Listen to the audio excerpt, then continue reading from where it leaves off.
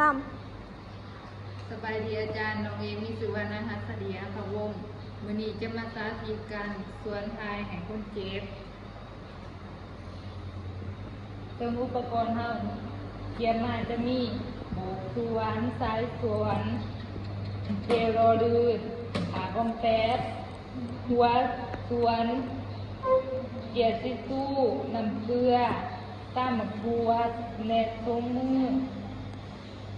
เสือกยางดำเกลือนหายางดำเกลือนเนี่ยจะมาล้างมือโดยหาน้ำร้อน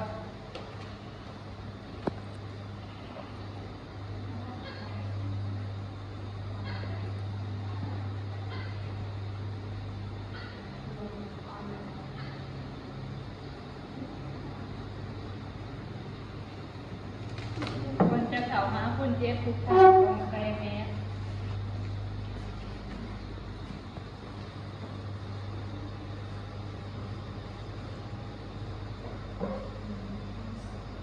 ศึกษาข้อมูลของคนเจ็บ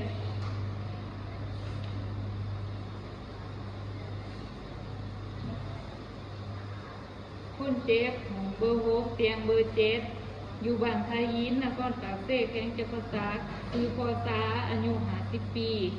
ซึ่งคนเจ็บมีอาการชักอังทายบ่ออก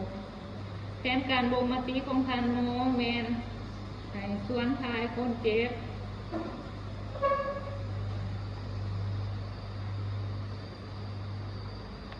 สบายดีพอสิยังเด้ ำพอซื้อซาอายุจักปีแล้วอายุ50 ปีอยู่บ้านได้เด้อยู่บ้านท่าหินนครปากเสแข้งจำปาสักโดยดูเองมีชื่อว่าหัสดีเด้อเป็นนักศึกษาประดุมพันธ์มีลงมาฝึกงานอยู่คะแนนนี้มือนี้ลูกจะมาสวนทายให้พ่อเด้อเนื่องจากว่าพ่อมีอาการคัดอังทายโร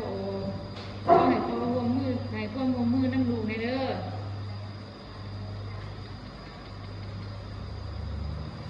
จัดสภาพแวดล้อมปิดพัดลมปิดผ้าม่านเปิดไฟให้แสงตะวันเพียงพอ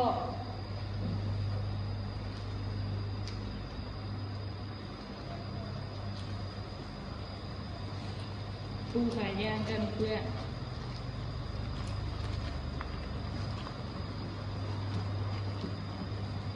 ไอ้พอนอนตะแคงไปเบื้องซ้ายเด้อ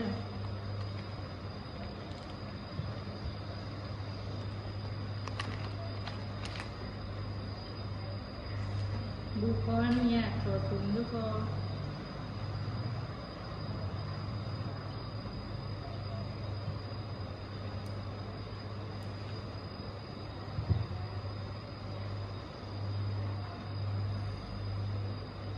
จากนั้นมาต่อโบกสวนใส่สายสวน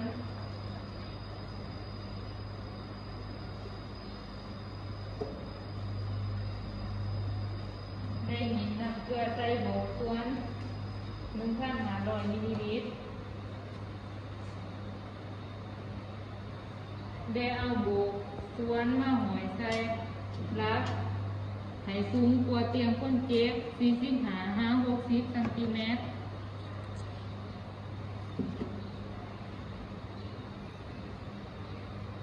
เดี๋ยวเจลเราดูดใส่ขาตรงแป๊บ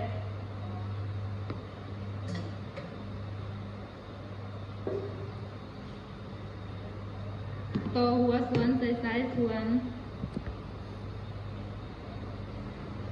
ทดสอบสายสวน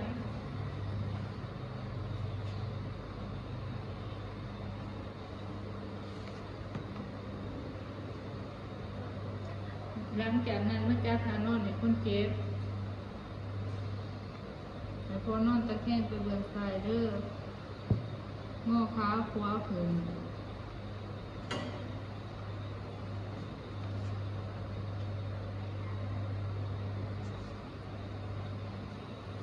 หลังจากจ้าทานอนในคนเจ็บแล้วใส่ผ้าเสื้อยางกันเปื้อน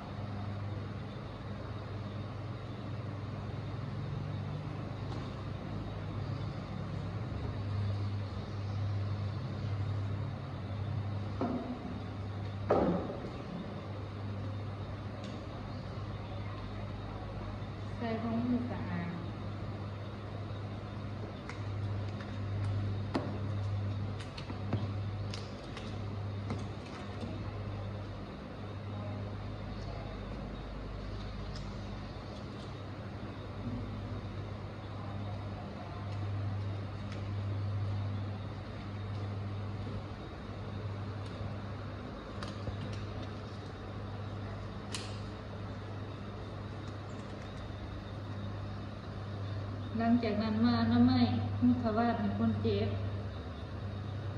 ขออนุญาตด้วยพอ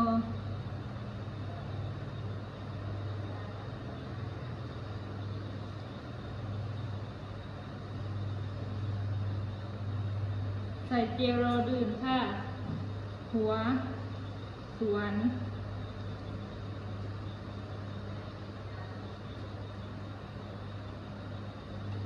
เดใส่มืออีกขางหนึ่งตีหูตะวันของคนเจ็บเดวสอดหัวสวนเข้าไป ในกรณีผู้ใหญ่แม่นให้เลิกประมาณ4-7ได้เล็กน้อยประมาณ2-5เซนติเมตรหายใจเขาค่อยๆเด้อพอคอยปล่อยนำเข้าไป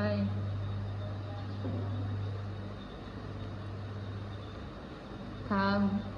คนเจ็บปวดนักแม่นคอยถอดหัวสวนออกแม่นปิดน้ำเด็ดคอยถอดหัวสวนออกอนามัยหัวสวนด้วยเจลทิชชู่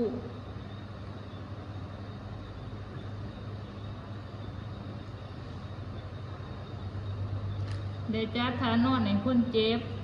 นอนในท่าสั้นเข่า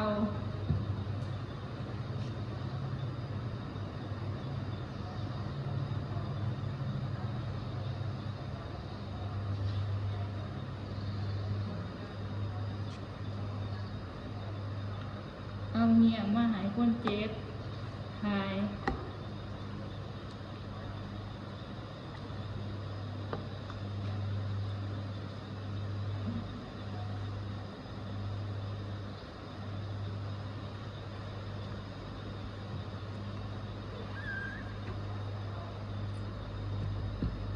หลังจากทายแล้วเราจะมาสังเกตเบิ่งอาจมของคนเจ็บแม้นมีลักษณะแข็งแขนเดมีเดือดแล้วติดออกมาน้ำเล็กน้อย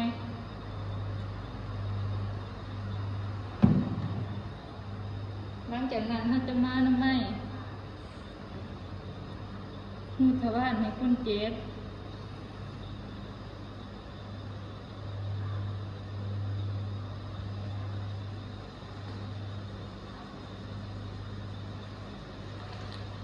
ได้ปูกายางกันเสื้อออก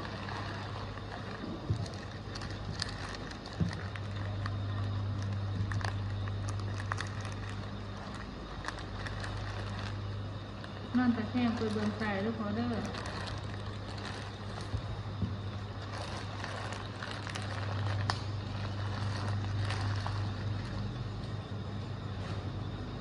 แล้วใส่สวมให้คนเจ็บ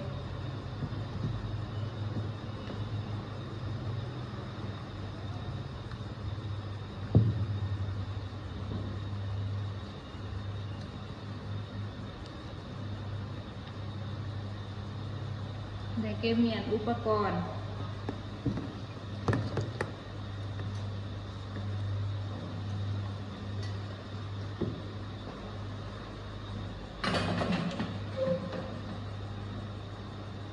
โดยเด้อพอเด้อให้พอนอนในท่าที่สบายได้ดูกจากแม่น้ำในพรกินอาหารที่อ่อนแล้วเส้นตุ่มข้าวเปียก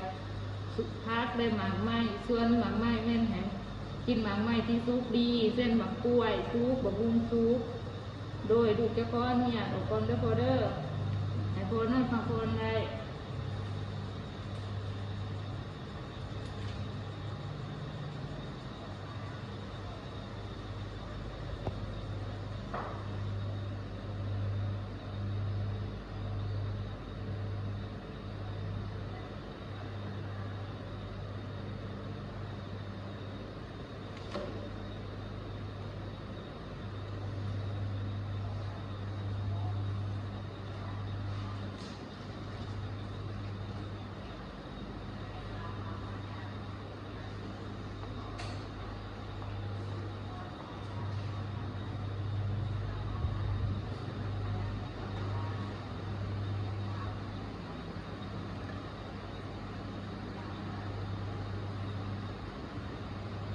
หลังจากนั้นมาบันทึก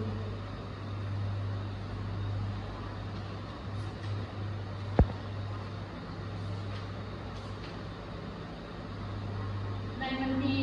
9 เดือนหาปี2023แม่ในส่วนไทยคนเจ็บเตียงเบอร์6หมอเบอร์7คือกอตาอายุ50 ปีลักษณะอาจงของคนเจ็บแม่นี่ลักษณะที่แขนหลังจากส่วนไทยคนเจ็บแล้วสังเกตบนที่หน้าคนเจ็บมีลักษณะสุขสบายขึ้นขอบใจอาจารย์